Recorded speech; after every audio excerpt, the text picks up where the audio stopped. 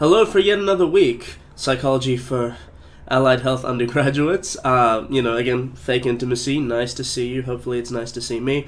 Though, I don't imagine it's that nice to see me, because if you're noticing any differences here, it's because I'm recording this, but I'm quite sick this week. I had to spend some time around a bunch of toddlers yesterday, and as anyone who has experience with small children knows, that's a really good way to suddenly come away with a cold. So I got a lozenge in my mouth. I look like hell. It's already nighttime here. I've done my best over the course of today to find a way to present myself adequately, but it's not going to work. So I thought, no, persevere. I'll just record the lecture anyway.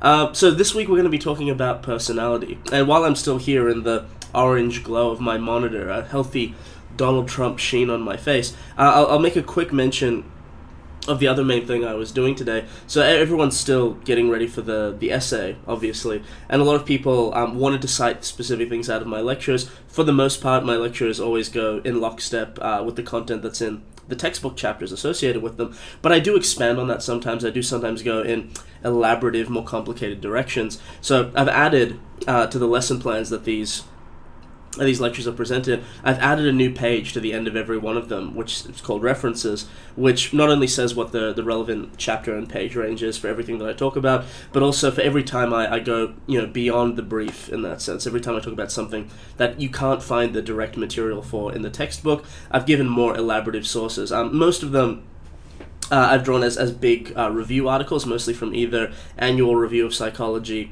or Review of Psychology in general, both very big journals in that sense. You can think of them as kind of mini textbooks at an advanced level in that sense.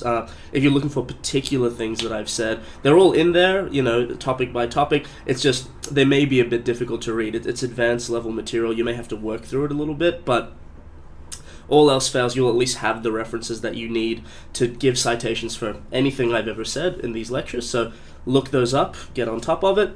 But in terms of what we're doing this week, we're talking about personality, and I have the 6 sections outlined here because I'm sick this week. I hope you'll all be a little bit patient with me if I enter a sneezing fit or just am not going at the pace I usually go at. So some of these might run a little bit long in that sense. I'm looking at the overall outline of this. A lot of the sections are a bit short, gratifyingly, but trait approaches to personality and the psychodynamic approach are both relatively long sections. There's a lot of stuff in there, so definitely expect them to be well over 10 minutes long, but we'll make back some of that time in the other sections. But before I eat up my whole 10 minutes in this first one, let's cover this first issue here, set the groundwork. What is personality? In the psychological, scientific sense. So in all the lectures that we have so far, with the obvious exception of intelligence, but I'll come back on that, in most of the lectures we've had so far, we tend to focus on human universals. We tend to focus on cognitive processes and biases, formative experience, all this stuff which you could generally say is part of human nature. How we function as a species, what our psychological life is like, the underlying tricks of why we are the way we are. But, as we looked at when we were looking at intelligence, so too we will this week. Personality is one of those fields which doesn't focus on universals so much. It focuses on individual differences. It's a part of what we call differential psychology. So, just like intelligence before this, personality is all about how do human beings systematically and meaningfully vary from each other in any given real-world population. Now, in everyday language, when we talk about personality, when we talk about this in the language of folk psychology, if you're asked to describe someone's personality or the content of their personality or the character of their personality, you'll likely make reference to a couple of things. You'll likely talk about their preferences, their likes and dislikes, habits, characteristic habits that they have. You'll often make reference to their beliefs and attitudes and dispositions. A lot of things can fall under this umbrella term of personality. Excuse me, I have to turn down a phone call here. My wife is calling me, but I'll get back to her at the end of this 10-minute clip. In essence, when we talk about personality, it's this idea of what are the unique characteristics you have that when put together in this particular way, make you who you are on the inside. Your personality doesn't define your external characteristics, but it does define the way you express yourself, their ongoing behavioral patterns. So if we try to rely on our folk psychology on this, and we try to think, well, how do we describe other people's personalities? How do we describe our own personalities? Or how would you describe someone to another person who's never met them? We often use terms that are relative in nature, by their very nature, denote difference between people. So to give some quick examples here, you might describe a person as being introverted. That doesn't say a lot about a person in and of themselves, but it says something about what they're like relative to other people. Compared to your average person, an introverted person is less socially outgoing. They're less likely to talk to people at parties. They're the opposite of somebody who is, let's say, extroverted or outgoing. Someone who's fastidious relative to other people, pays a lot of attention to detail, is fussy, things like this. Someone who's irritable is someone who, relative to what you generally imagine as an average person in the population, gets irritated easily, things like that. Neurotic is someone who's highly emotionally reactive as opposed to somebody who's very laid back or chill and things like this. Warm is the opposite of cold in terms of personality. Outgoing is the opposite of withdrawn. They kind of fall on spectrums relative to each other. They're relative terms of difference, and that's intuitively the way we talk about this. So, from the scientific perspective, we do scientific psychology on this. Like I said, it's part of differential psychology. It's part of this overall field of how individuals systematically vary from each other. And like I said, we've already touched on some of this because we've talked about intelligence already, how people vary from one another, and how you can look at the spread in a population for how people vary on the level of mental acuity, their cognitive abilities, their specific things that they can do with their minds, and on a performance sort of level. And when you think about the relationship between intelligence and personality, to a large extent, that's how we divide it. Everything that is ability-oriented, that's something that has an obvious good direction to it, an obvious more direction that you could be better or worse at in that sense, that's an ability category. It falls under intelligence.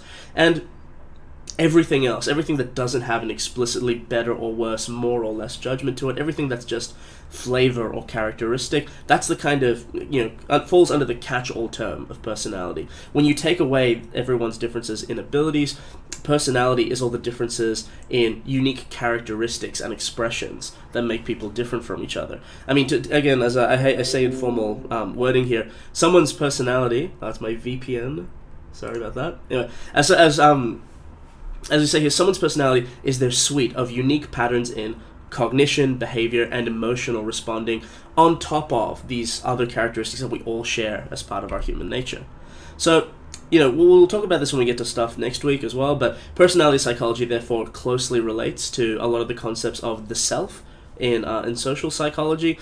But in essence, although we have so much in common with each other, we have a relatively standardized human nature in terms of, what kind of abilities we tend to have, the variance inside our population. There are particular domains in which we tend to vary from each other, either in, characteristics or in ability. That's the purview of differential psychology, and the non-ability aspects of it is personality. So, just before we get into before I wrap up this video, there's one important framing thing that I need to do for the rest of the lecture here. We've talked in the scientific methods lecture earlier than this that science often separates out these two tasks of description and explanation of natural phenomena. Whether you're just trying to say what is going on in the world versus explain how things get the way they are or why they are the way they are. There's a very big divide between those two aspects of science in personality psychology specifically. There are big areas of personality psychology specifically dedicated to description, most notably the trait approaches that we're going to be looking at today, although personality types do the same thing.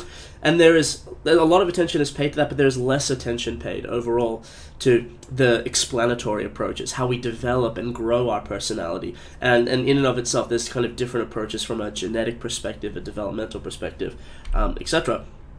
The big thing that splits these things apart from each other is this underlying question of whatever you've defined as being personality, is it something that changes over time? Something that is that's oriented around description or describing differences in the population right now tend to make a lot of a priori assumptions about stability. So they tend to define personality in such a way that resists change. But we'll also be looking at developmental approaches to personality where if your personality got to where it is from you once not having these properties, obviously, it must change over time. You must grow new characteristics and change. So it'll be a bit different. We'll look at traits first, and that'll be the descriptive approach, and then we'll look at the major different approaches to how we develop personality. And I have to say this up front, the two don't fit together super well for reasons I'll discuss when we get to it. So next up is trait approaches. I'll see you in the next video.